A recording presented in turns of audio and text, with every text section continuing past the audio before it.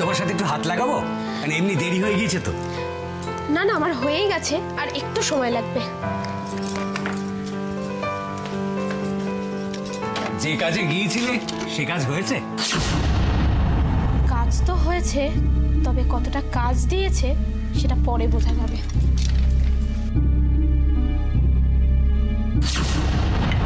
কটা বাজে?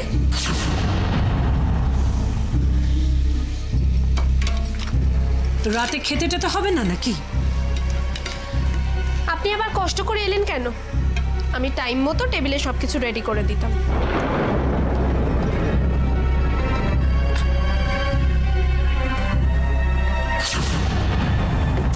তুমি যদি রাত 12টার মধ্যে সব রেডি করো তাহলে কি হবে নাকি?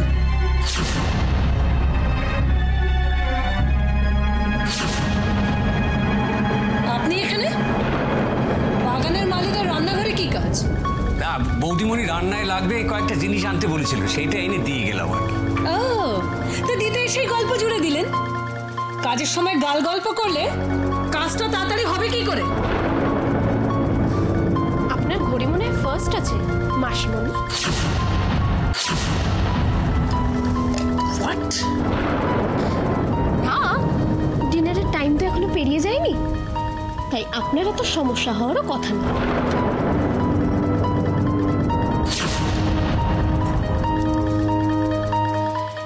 এর মধ্যে টেবিলে সবকিছু রেডি হয়ে যাওয়া উচিত। টেবিলে সবকিছু রেডি হয়নি কেন? সেই কারণে আপনার ডিনারটা তো অফ হয়ে যায়নি। আমি টাইম মতো টেবিলে সবকিছু রেডি করে দেবো।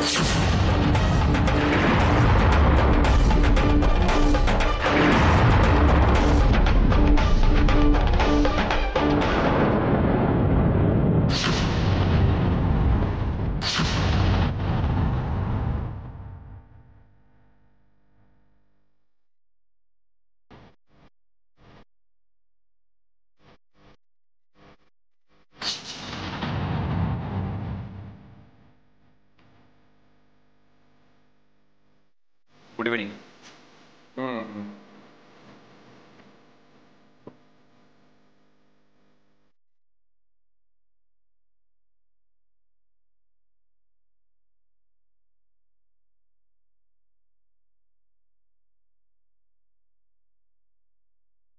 চলবে? দৌড়বে।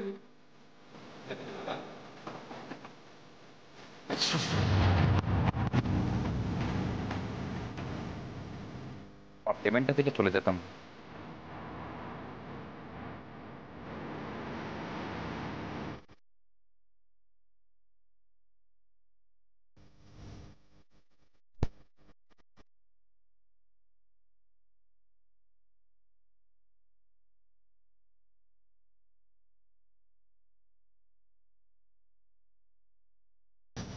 আর কিছু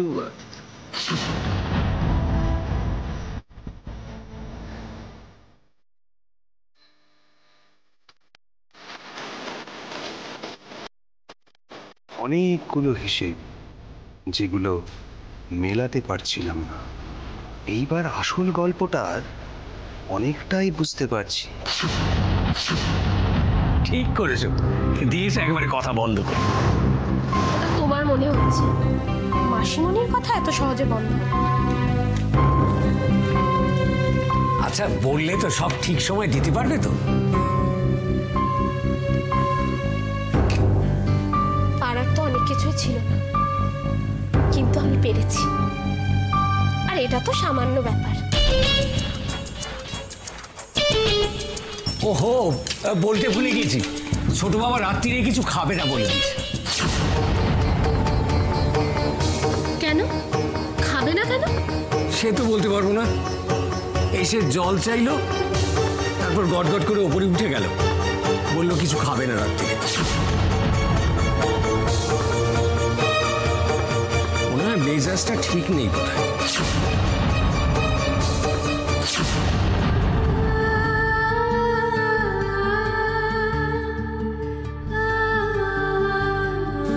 আপনারা কথা বলুন, আমার একটু কাজ আছে, আমি আসছি।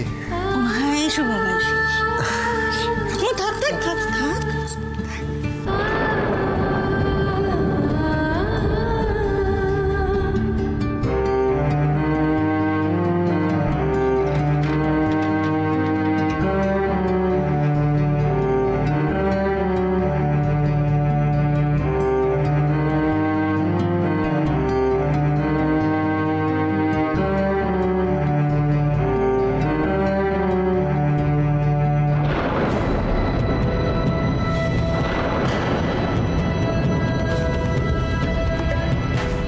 সময় এগিয়ে থাকবি তাই না আমার থেকে?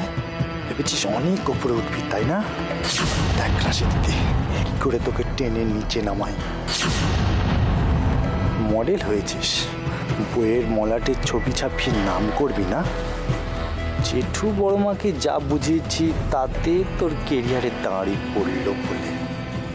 কিন্তু উজ্জ্বল দাদের নিজেদের ম্যাগাজিন তিলোত্তমা থাকা সত্ত্বেও রাশিদির ছবি নন্দিনীতে বেরোলো কেন?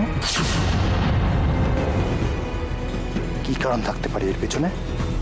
উজ্জ্বলদাকে বোঝা খুব কঠিন। তাহলে কি ওর কোনো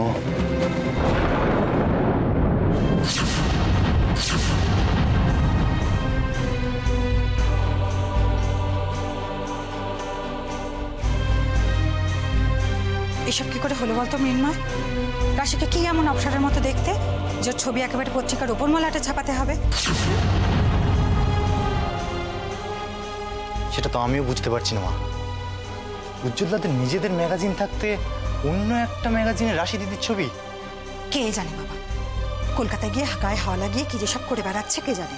তারপর এই শোন, আমি কি শুনেছি জানিস তো যে এই সমস্ত মডেলিং ফডেলিংয়ের কাজ যে সমস্ত মেয়েরা করে তাদের নাকি বেশ গোলমেলে জীবন হয়। হ্যাঁ, প্রশ্ন তো অনেকগুলো আছে মা,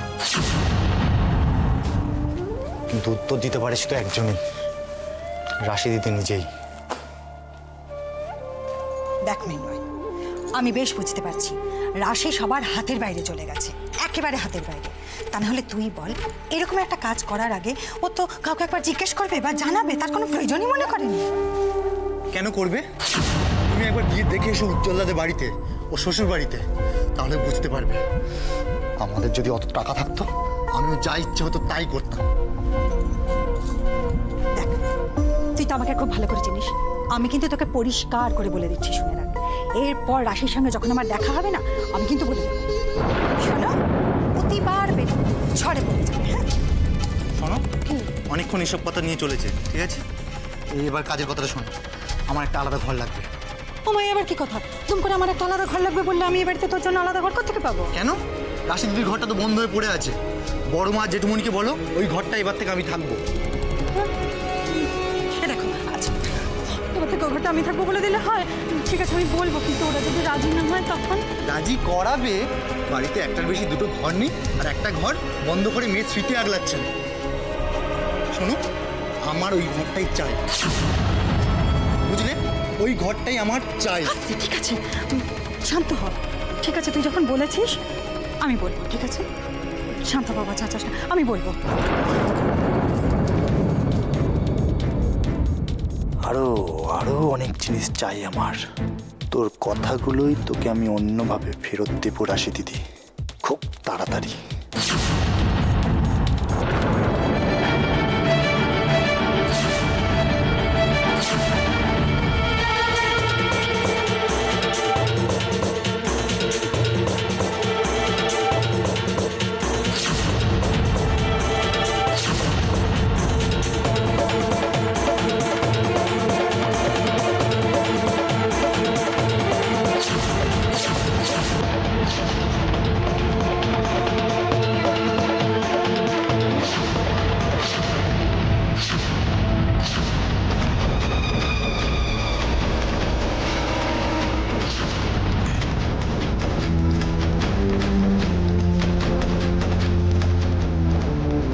দেবের সঙ্গে মেয়েটার রিলেশনটা, ওই মেয়েটার ব্যাপারে দেব কেন এত সেন্সিটিভ?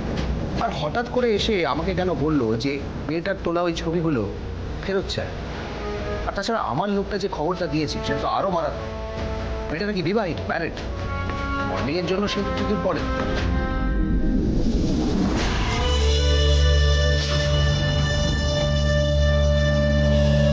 আরেকটা বড় ব্যাপার হতো, ও দেবের বাড়ি থেকে বেরিয়ে সোজা গিয়ে রায়বাড়িতে ঢুকেছে।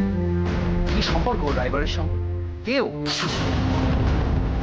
অনেক রহস্য লুকিয়ে আছে এই মেয়েটার মধ্যে, সব জানতে হবে। জানতেই হবে এই মেয়েটার আসল পরিচয়টা কি।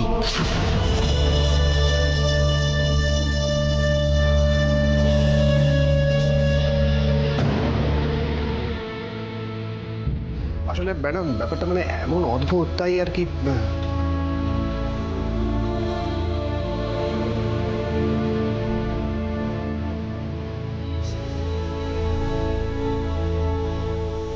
আপনি কি তাহলে অন্য কিছু প্ল্যান করছিলেন ম্যাডাম? একটা কথা মনে রাখবেন, দেখলাম ওই মেয়েটি আমাদের তরুপের দাস।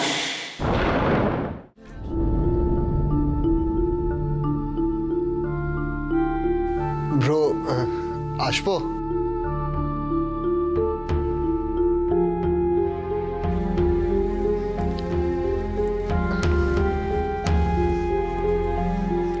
কিছু কিছু করছো?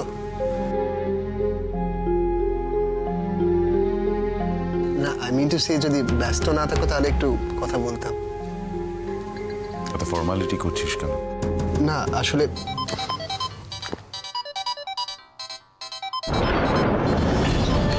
ও মাই গড ব্রো, একটা জিনিস না জাস্ট মাথা থেকে বেরিয়ে চলে গেছিল। মানে কালকে দিনটার কথা তো আমার মনেই ছিল না। কাল কি? আরে কাল কি মানে কাল অশ্মির বার্থডে।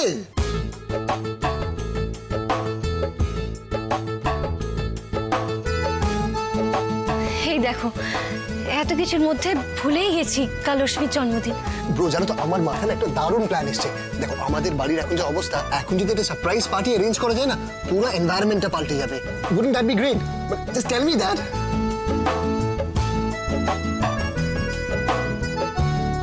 হ্যাঁ, ভালো তো হবে। কিন্তু আমায় জিজ্ঞেস করছিস কেন? এই বাড়িতে আমার মতামতের কোনো দাম আছে? ব্রো জাস্ট একটা দিন আমরা সবাই মিলে এনজয় করি, দেখবে ব্রো সব ঠিক হয়ে যাবে। Everything would be okay.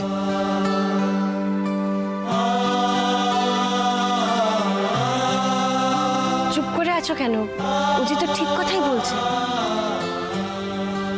You think so? একটা দিন পার্টি হলে লোকজন আসলে সব ঠিক হয়ে যাবে। ব্রো লিসেন, আমরা বাইরের কাউকে ডাকবো না। আমাদের বোনের জন্মদিন আমরা শুধু সেলিব্রেট করব। পার্টি ছোট কিন্তু এনজয়মেন্ট দেখবে কোনো অংশে কম হবে না। What do you say, bro?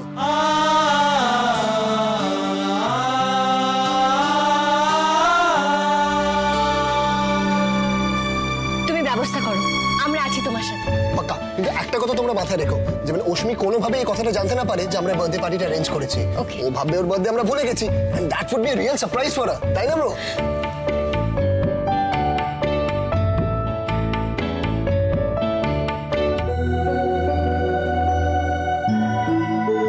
কাল একটা ফাটাফাটি ব্যাপার হবে, দেখে নিও। Right right. Good night. Good night.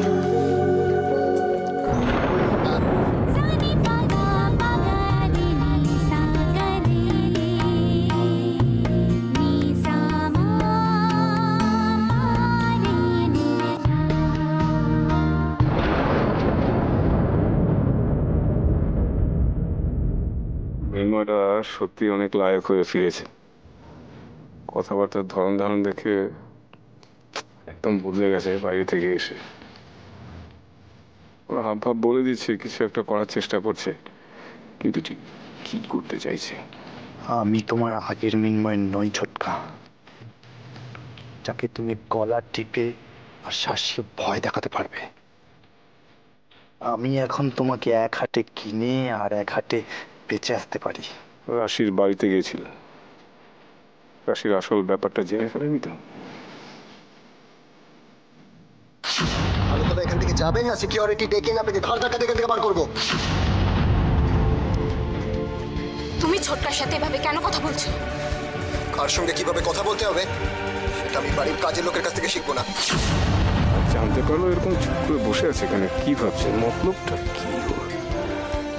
আমাকে নিয়ে অনেক রকম চিন্তা ভাবনা তোমার মাথায় ঘুরপাক খাচ্ছে, আমি বুঝতে পারছি।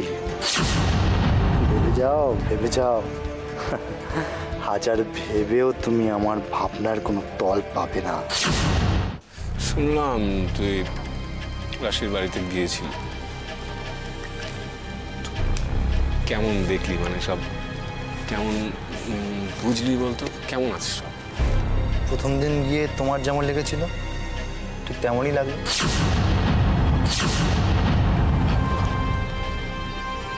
রাশি ভালো আছে এটা শুনলেও মানে দেখলেও ভালো লাগে আর কি। আমার আবার দেখে ভালো লাগে না, এরকম থাকতে পারলে হয়তো আরো বেশি ভালো লাগতো।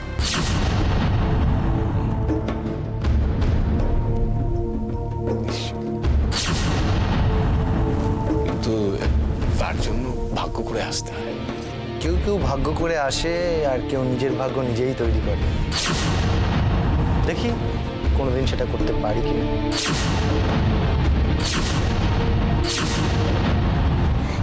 রাশি, বিশ্বাস কর, আমি ভাবতে পারছি না ও যে এত ভালো একটা প্ল্যান করেছে। আরে একটা ছেলে মানুষ বটে। কি বলেছে জানিস? অশ্মিকে কিচ্ছু জানাবে না, একটা সারপ্রাইজ দেবে। আর যেটা শুনে আমার সবচেয়ে ভালো লেগেছে সেটা হচ্ছে এই পার্টিতে বাইরের কেউ থাকবে না, শুধু আমরা থাকবো, বাড়ির লোকেরা। আর একটা কি সুন্দর কথা বলে জানিস, বললো পার্টি যতই ছোট হোক না কেন, আনন্দটাই সবচেয়ে বড়। উজি এরকম একটা কথা বললো, ভাবতে পারছিস রাশি? আমাদের উজি।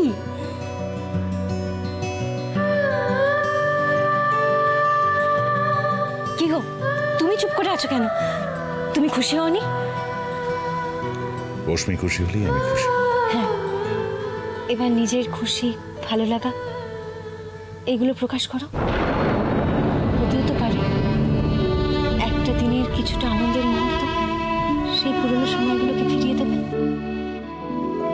তোমরা হয়তো ভাবছো এত কিছুর পরেও আমি এসব কথা বলি কি করে। আমি স্বপ্ন দেখতে ভালোবাসি সিদ্ধার্থ। আমি স্বপ্ন দেখি এক ছাদের নিচে একসাথে সবাই মিলে আমরা খুব সুখে আছি। স্নেহ, মায়া, মমতা এই শব্দগুলোর সাথে তোমাদের কোনো পরিচয় নেই আমি জানি, কিন্তু আমি এও জানি আর 10 জনের মতো তোমাদের মধ্যেও সেই আবেগ আছে, শুধু নিজেদের চেনার অপেক্ষা। যখনই এক একটা পজিটিভ চিন্তা দেখি তখনই আমার সেটাকে এক একটা সুযোগ বলে মনে হয়। মনে হয় এক্ষুনি অনেক কিছু পাল্টে যাবে, সবার জন্য কিছু না কিছু ভালো হবে। রাশির বিয়ের সময় আমার ঠিক সেরকমই মনে হয়েছিল। হ্যাঁ, আমি জানি সেটা ভুল, তা বলে কি আশা করা ছেড়ে দেব? এই ছোট ছোট ইচ্ছে, ছোট ছোট স্বপ্ন, এগুলোই তো আমাকে এতদিন এ বাড়িতে বাঁচিয়ে রেখেছে। ছোট ছোট স্বপ্নের কথা বললে এগুলোই আমাদের বাড়িতে একটা বড় সমস্যা। ঠিক, কিন্তু সমস্যার সমাধান তো আমাদেরই করতে হবে, তাই না?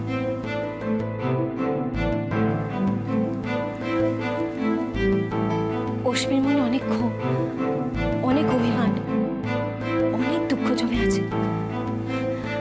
ও যে যেমন চাইছে সেটা মেটাতে আমরাও ঠিক তেমনই করব।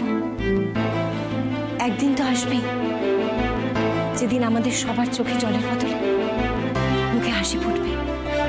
দিদি ভাই কত সহজে খুশি হওয়াটা শিখে নিয়েছে, আর আমি খুশি হওয়ার মতো কিছু হলে